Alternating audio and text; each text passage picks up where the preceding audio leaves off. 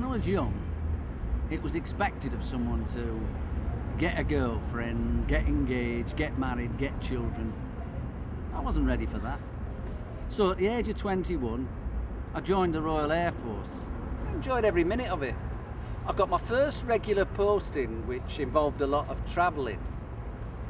After a few years, while still serving, I foolishly got married. We were married 23 years, and as part of the divorce, I had to sell the matrimonial home, move into a bedsit. When it was all sorted, I was left with £1,000. Because of my age and the fact that the country was still in recession, I could only get temp work. I eventually became unemployed and was living on job seekers allowance. It was difficult to pay all my household bills. So, early one morning I packed a shoulder bag with a change of shirts, some paperwork, virtually nothing else, posted the keys to the landlord. I got a bus to London.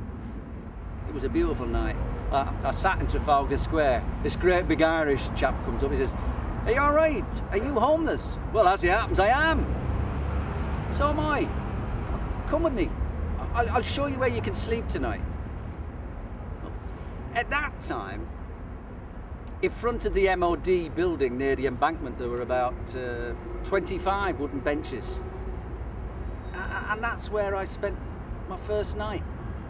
Reality dictates that I won't get a decent job, except maybe as a road sweeper. But the sort of wage that would pay wouldn't allow me to pay my rent or pay my bills. And I'd been in that situation before. And the thoughts of the anxieties and sleepless nights involved with a low income convinced me that my street life was a better alternative than trying to wrestle again with low income and rising prices. The last 7 years I've been on the street. I've never claimed any welfare benefits. I've never begged, I don't do drugs, and I only drink socially in public bars.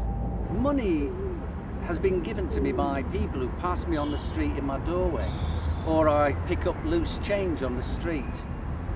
I have a regular sleeping place, so people have become accustomed to me being there. Office workers coming home from work at night, if they've had a good day or whatever, they say, "Here you go, mate, there's a tenner." And that's basically how I live.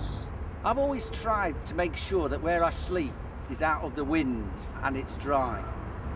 I've got a good quality sleeping bag, which means I can get a good 9 hours sleep, which is a lot more than the hostels or the night shelters can offer me.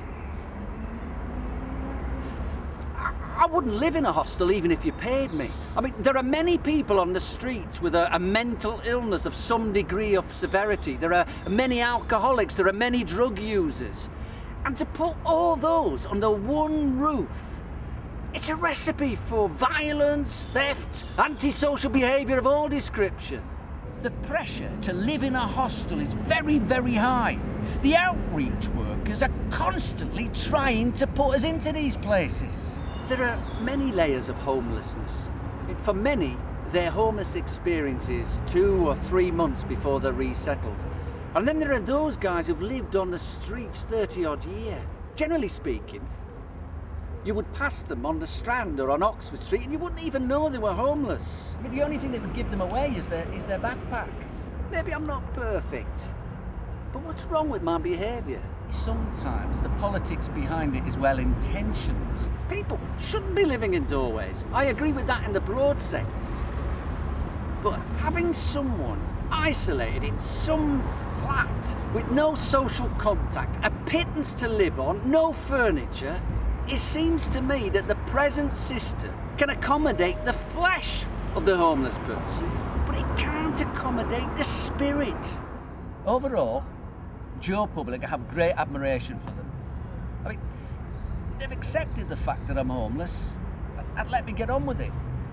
But there are those who give you the, "Why don't you get a job? Why don't you get a life, you junkie, you tramp?" Well, we're used to all that.